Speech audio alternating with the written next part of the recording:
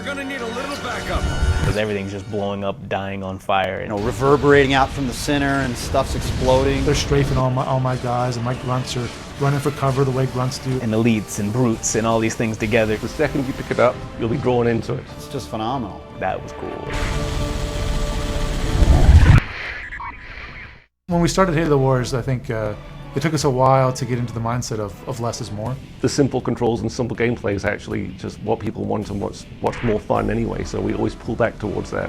We kept to the core fun of an RTS and tried to let the fluff and the extra accounting and meters and all that go away. We're pretty hardcore gamers ourselves, so we just tear things apart. Controls and gameplay, we tear it apart to the point where in the end, we want to make sure that we really think that it's the best game for the players in the end. The civilians have no cover. They're dead without military support. There are a lot of ways to play this game. The way we expect people to play the game first is the campaign. In the multiplayer, you play a single leader. You play one of 3 UNSC leaders or one of 3 Covenant leaders, and that dictates your technology tree, and that dictates what upgrades and units you can get. In the campaign, it's much freer because you're playing as the whole of UNSC, so it's more mix and match. But then they can also play skirmish. So this is kind of our repeatable game. You can have Covenant and Human on the same team playing against 2 Covenant. You can have Human versus Human. You can have Covenant versus Covenant. You and I can go online, we can grab a buddy, we can play 3-on-3 against AIs. One guy can go econ and he can actually give money to the other people and they can build the military units, and he can kind of sit back and just manage the economy and defend the bases. It's cool to have that option. They want that interaction of building up their armies with my friend is sort of my ally, and he's doing it as well, and I protect him, he protects me, and then we go out and destroy fight the world, take on the world together. I think Halo Wars, if I was to sum it up into 2 words, would be epic experience. I mean, you get that when you play in the campaign mode, and you get that when you play online.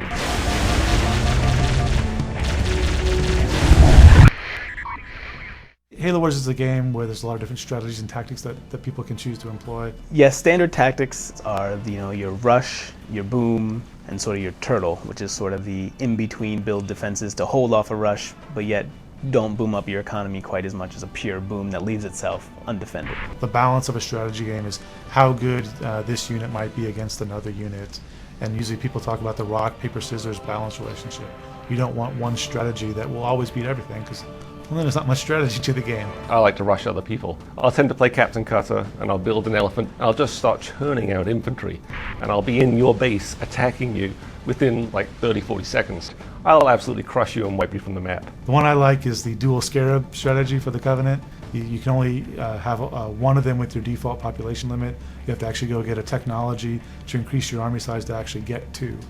But you take 2 Covenant scarabs, you can train some engineers, which are the Covenant units that heal other units.